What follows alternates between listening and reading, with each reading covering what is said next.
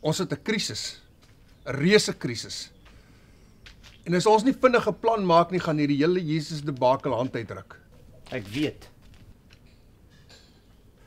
Ek tog jy het gesê, dis beter om een mens te laat sterf as om 'n hele volk uit te wis. Dis hoekom ons Jesus laat kruisig het. Nou het hy die doodheid opgestaan. Hou asseblief net op om so te sê. Dis tog onmoontlik. Geen mens kan uit die doodheid opstaan nie. Maar die klip is weggerol, die graf is leeg. Jy het dit tog self gesien. Ek weet. En wat van die vrouens wat by die graf was wat gesê het hy het aan hulle verskyn? Wel, daar moet 'n ander verklaring voor wees. Of ons beter vinnig 'n ander verklaring uitdink voordat meer mense daarvan weet. Dan beter ons 'n plan maak en gou ook. Dis goed ons het dit betyds uitgevind en dat ons die wagte kon omkoop om stil te bly.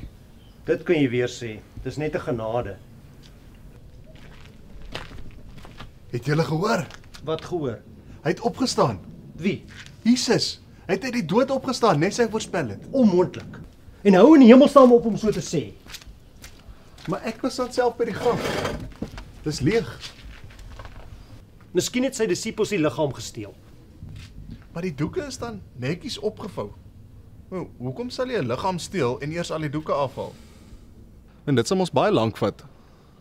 Ek dink Nikodemus het 'n punt beet.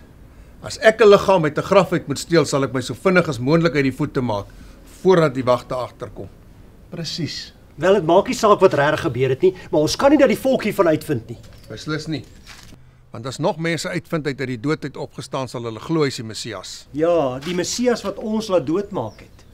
En dan sal dit nie veel oorreding van Jesus se disippels wees om die volk teen ons te draai nie. So ons beter 'n plan maak en gou ook.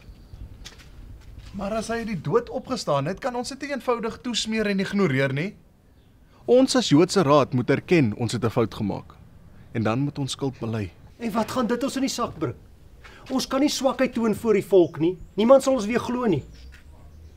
Kajafas is reg. Ons is die geestelike leiers van die volk. Die volk kyk op na ons om God se wil te interpreteer. Ons kan nie 'n swakheid toon nie. Die mense sal vir ons lag, om nie eens van Pilatus te praat nie. Ja, ek sal my pos as hoofpriester kwyt wees en die Joodse Raad sal al hulle invloed verloor.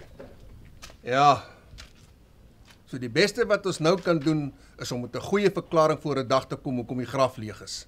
Maar Jesus het opgestaan. Dit verander tog alles. Dit verander niks. En hou in hemelsnaam op om dit so hard op te sê, net nou hoor iemand jou. Waar gaan jy nou? Nikodemus! Los hom.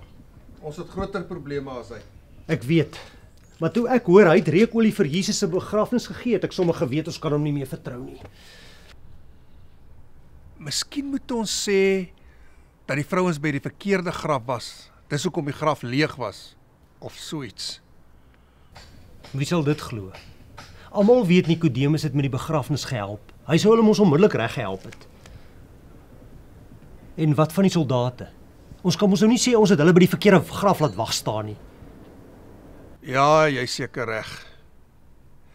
Wat van as ons sê Jesus was nooit regtig dood nie? Onmoontlik. Daar's te veel getuies wat hom sien sterf het. En ons het self gesê ons is tevrede dat hy dood is.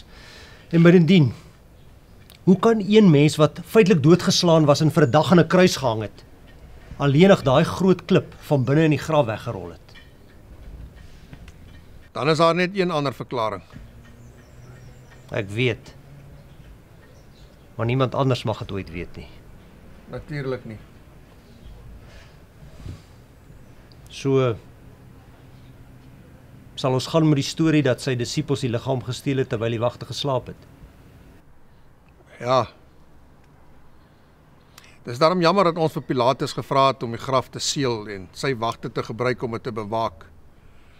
Sal hom die lewe vir ons soveel makliker gemaak het. Ek sal met Pilatus gaan praat en sorg dat die wagte nie in die moeilikheid kom nie.